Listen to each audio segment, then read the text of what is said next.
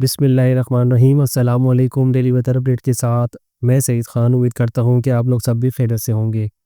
آج اسلام آباد، راولپنڈی، لاہور سمیت پنجاب کے مشرقی بالائی علاقوں اور کشمیر میں گرج چمک تیز ہواؤں کے ساتھ مزید بارش کا امکان ہے۔ اس دوران شمال مشرقی پنجاب، کشمیر اور ملکہ علاقوں میں بعض مقامات پر موسلادھار بارشیں متوقع ہیں۔ ملک کے دیگر تمام علاقوں میں موسم خشک اور دن کے وقت گرم رہنے کا امکان ہے۔ پیشن گوئی کے عین مطابق سسٹم کے اثرات سے ملک کے بیشتر علاقوں میں ہلکے بادل کی لپیٹ میں ہیں۔ آج سے ملک کے بالائی علاقوں میں بارشوں کا سلسلہ شروع ہوگا۔ سسٹم کے اثرات اور لوکل ایکٹیویٹی سے ملک کے مختلف علاقوں میں 15 اگست تک بارشیں متوقع ہیں۔ 15 اگست شام رات سے مونسون 2025 کا انتہائی طاقتور سلسلہ داخل ہونے کا امکان ہے، جو 16 یا 17 اگست تک ملک کے چاروں صوبوں کو اپنی لپیٹ میں لے گا، جس سے ملک کے چاروں صوبوں میں موسلادھار بارش کے امکانات ہیں۔ جیسا کہ ڈیلی ویدر اپڈیٹ نے پہلے آپ کو آگاہ کرا تھا، اگست کے دوسرے مرحلے میں صوبہ سندھ میں نمایاں بارشیں کے امکانات میں اضافہ ہو رہا ہے۔ اس وقت MJO بھارتی سمندر کے اوپر فیز 2 میں موجود ہے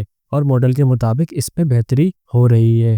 بحیرہ عرب MJO کے سمندری درجہ حرارت میں بتدریج اضافہ دیکھا جا رہا ہے۔ اس وقت درجہ حرارت معمول سے 27 ڈگری سینٹی گریڈ ہے، جو کہ تقریباً کم ہے۔ آئندہ 3 سے 5 دن 8.5 ڈگری تک جانے کا امکان ہے، جو کم دباؤ کے نظام کے لیے سازگار ہے۔ یاد رہے کہ 29 ڈگری یا اس سے زیادہ درجہ حرارت عام طور پر زیادہ سازگار ہوتا ہے، لیکن اس سطح تک پہنچنے میں مزید وقت لگ سکتا ہے۔ آپ کو مزید بتاتے چلے، 13-14 اگست کے دوران خلیج بنگال میں ایک طاقتور کم دباؤ کا امکان ہے، جو مغرب کی جانب بڑھتے ہوئے کچھ یا گجرات کے قریب پہنچ سکتا ہے۔ اس کے بعد 2 ممکنہ راستے بن سکتے ہیں۔ ٹریک 1، یہ سسٹم بحیرہ عرب کی طرف بڑھ سکتا ہے، جہاں سمندری درجہ حرارت بڑھنے کی صورت میں مزید شدت اختیار کر سکتا ہے۔ اس سے سندھ کے ساحلی اور وسطی علاقوں سمیت کراچی میں بھی موسلادھار بارشیں ہو سکتی ہیں۔ بارش کی شدت کا دار و مدار اس وقت سسٹم کی طاقت پر ہوگا، جبکہ ٹریک 2، یہ سسٹم براہ راست بھارت سے جنوب مشرقی سندھ میں داخل ہو سکتا ہے، پھر بلوچستان، بالائی سندھ یا ساحلی سندھ کی طرف بڑھ سکتا ہے۔ فی الحال یہ صورتحال